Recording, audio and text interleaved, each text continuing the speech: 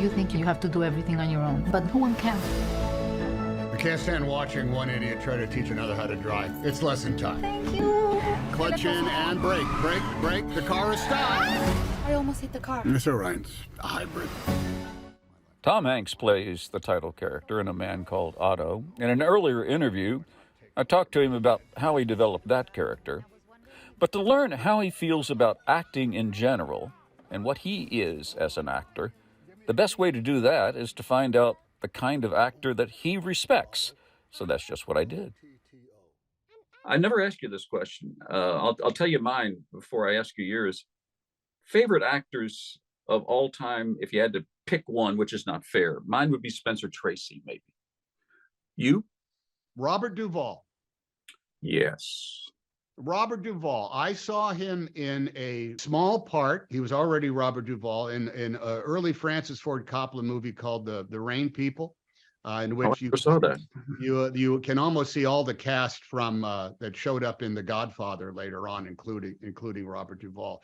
But I have seen him in big roles and in small roles, and it's without a doubt it's Robert Duvall. And yet there is something about, let me just say, his countenance and his presence in it.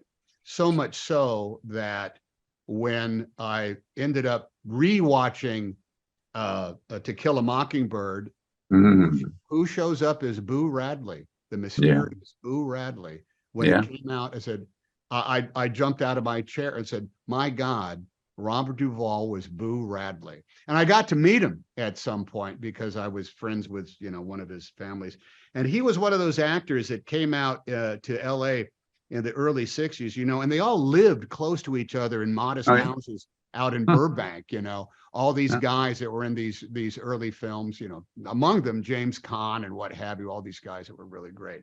And I just thought to be a quiet presence in motion pictures, large and small, as Larry Hagan, in The Godfather, and also as the man in Tender Mercies, it's like, that man is never anything other than reflecting true human behavior in a moment where an awful lot of people like you to be bigger than life. He was only bigger in life because he was in a motion picture. Other than that, he was real life up on the screen. And that to me is the high country. Him and Spencer, I agree. Tom, thank you so much, as always, for giving me your time. That is always so kind of you. By the way, if you are doing anything through Philadelphia on your book tour, please let me know, because I'd like to.